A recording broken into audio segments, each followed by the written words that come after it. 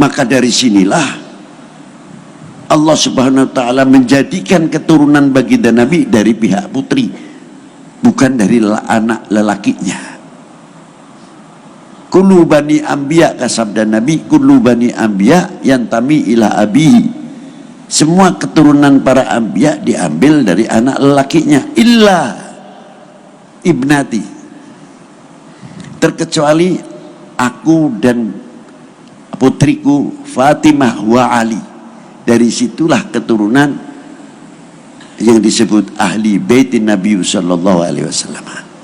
Ketika orang-orang yang fanatik terhadap putranya karena melihat Rasulullah selalu anak putranya meninggal kecil, kalau mengajak Rasulullah abtar, maka yang jawab siapa? Allah Ta'ala langsung, inna a'tainakal kautsar fasalli li rabbika wanhar inna syani'aka huwal abtar. Langsung Allah yang menjawab.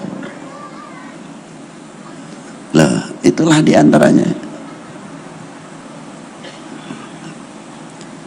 Ma'asyiral muslimina rahimakumullah. Kita bayangkan bagaimana perjuangan pada waktu itu Rasulullah. Saya ambil satu contoh saja. Sebelum bi'tsah umur beliau masih sekitar 35 tahun, wakila masih belum ada.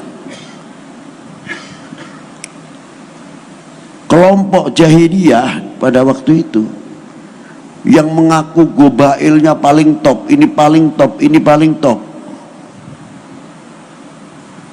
tapi tidak bisa mempersatukan, malah tambah perpecahan. Mau memasukkan Hajar Aswad saja hampir saja pertumpahan darah.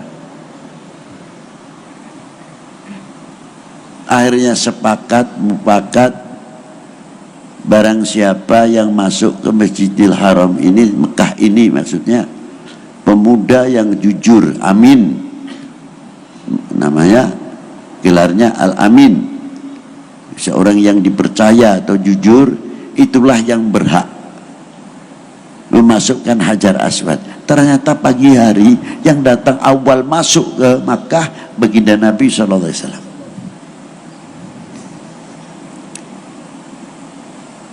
Begitu masuk mendapat kepercayaan langsung, hebat. Tapi bagaimana sifatnya Rasulullah? Tidak mempunyai akuisme, tidak mempunyai sifat akuisme.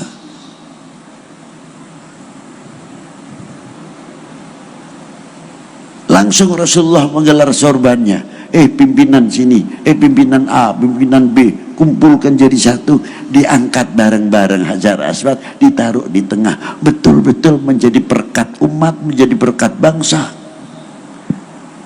Baru diangkat bareng, baru dimasukkan oleh baginda Nabi SAW. Pertanyaannya sekarang, Al-Amin, Al-Amin yang bisa menjadi berkat umat, berkat bangsa, ini kemana? Ini menjadi pertanyaan. Apakah kita rela melihat negara diacak-acak umpamanya? Akan timbul satu pecah belah, NKRI digoyang, NKRI digoyang, tinggal menanti Indonesia dibagi berapa. Apa bapak-bapak ini, kita ini ridho kalau Indonesia dipecah belah? Jawab yang keras. Perlu kenyataan. Nah inilah, kalau kita sudah kematian, kepaten obor, itu mau ngomong apa? Ma'asyiral muslimin rahimakumullah. Ayo kita kembali bagaimana Rasulullah SAW menjadi pengayom umat ini luar biasa. Dan ditiru kelakuan yang hebat ini oleh cucunya,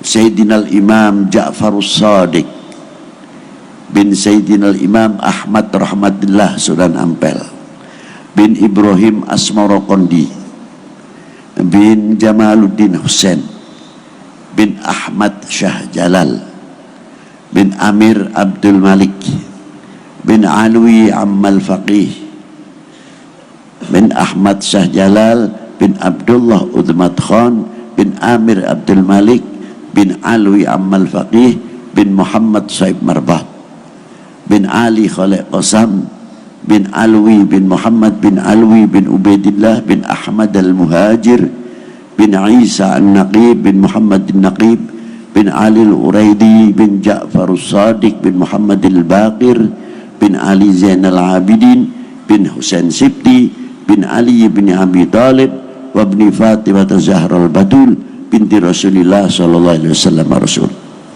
Terkenal dengan Kanjeng Sunan Kudus. Ketika beliau masuk ke daerah Kudus pada waktu itu,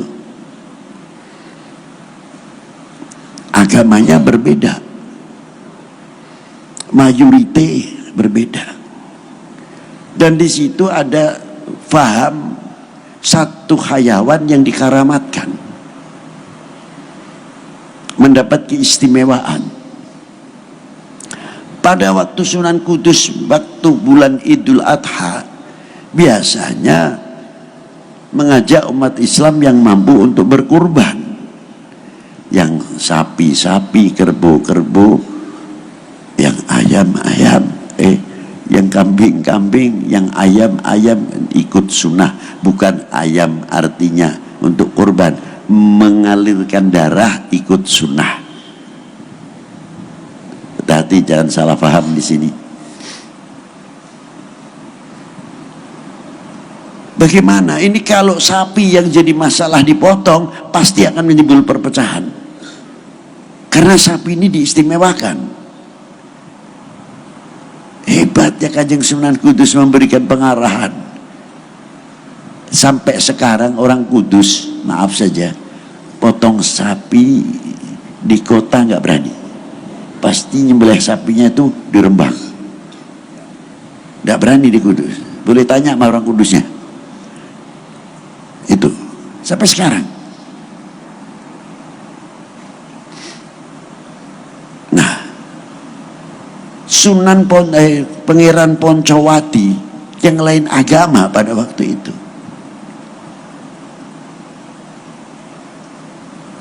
melihat keputusan yang bijaksana oleh Kanjeng Sunan Kudus, datang beliau ke Sunan Kudus.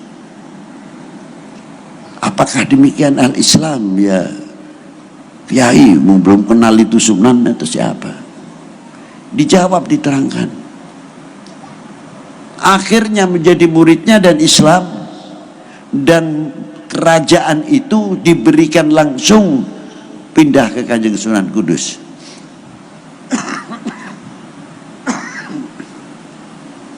Hebat. Padahal pada waktu itu kalau mau memanfaatkan kesempatan dalam kesempitan, pada waktu itu masih berdiri kerajaan Demak, masih jaya-jayanya. Siapa sih yang tidak ingin jadi raja? Diberikan mulai Pangeran Poncowati, langsung menjadi Raja Kudus. Tapi hebatnya Kanjeng Sunan Kudus, tidak mau beliau mendirikan suatu negara di dalam negara. Ini contoh, ulama-ulama kita sudah dahulu sudah memberikan contoh bagaimana Rasulullah rahmatan lil alamin dibawa oleh para tokoh-tokoh tersebut. Itu hebatnya.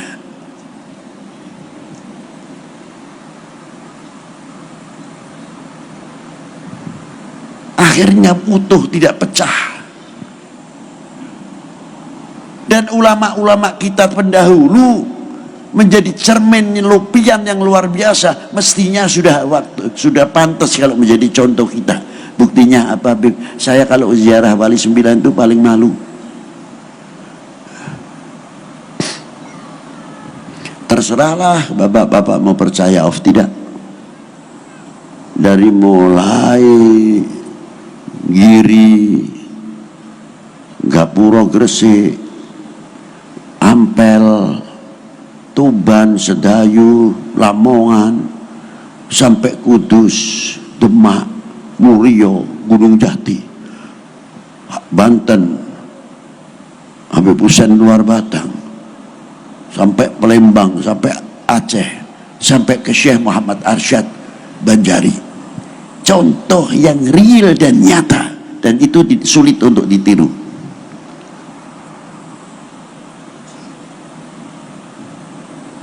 semuanya masih sudah meninggal sekian ratus tahun, tapi masih mampu mengajak orang berzikir, mengajak beristighfar, mengajak orang bertauhid. Tidak ada yang datang ke Wali Sembilan lalu di pintu makam padang bulan padange koyorino, ada enggak?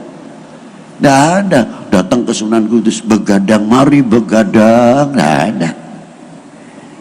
Assalamualaikum ya ahlil kubur minal mu'minin wal mu'minat, baca Yasin, baca Fatihah. Padahal di situ macam-macam, yang milih A, yang milih B, yang milih C, yang milih D, toplosannya macam-macam. Gak ada yang tanya, lu kemarin milih siapa? Hebat ya di situ.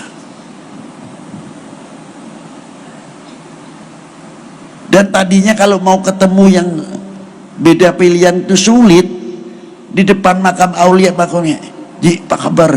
Maafin ya, maaf. Langsung akur. Orang mati bisa mempersatukan, luar biasa. Jadi kalau kita masih hidup kok gak bisa cara begitu, ya kalah sama orang mati deh. Nah itulah, itu satu contoh. Begitu tahlil bersama, tahlilnya yang pakai lagu, yang tidak pakai lagu, ada yang cepat, illallah, yang satu pakai lagu, la ilaha illallah, la ilaha illallah, yang satu lebih panjang lagi, yang lebih mantap loh, illallah, la ilaha illallah. Gak ada yang ribut. Ente jangan keras-keras begitu. Ini dada saya sesak nih. Aman-aman saja. Ada lagi yang ngebut, illallah. Aduh, ini hurufnya gimana? Ya kompak rukun, ya tuh baca Yasin, baca Quran. Ada lagi yang datang yang lucu, terkadang orangnya tinggi besar hebat. Wah, ini berbahaya ini. Kalau saya dekat ini pakai rombongan lagi, pasti ini suaranya keras ini, Pak. Saya pikir, wah, saya agak mikir, apalagi speaker kecilnya dikempet begini ya, hampir tidak kelihatan kalau lengannya ini besar. Tak pikir suaranya ngetop, nggak tahu suaranya ilah hadratin Nabi Mustafa sallallahu alaihi wasallam.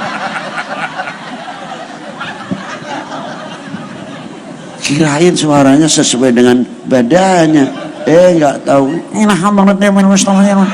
Fatihah ini.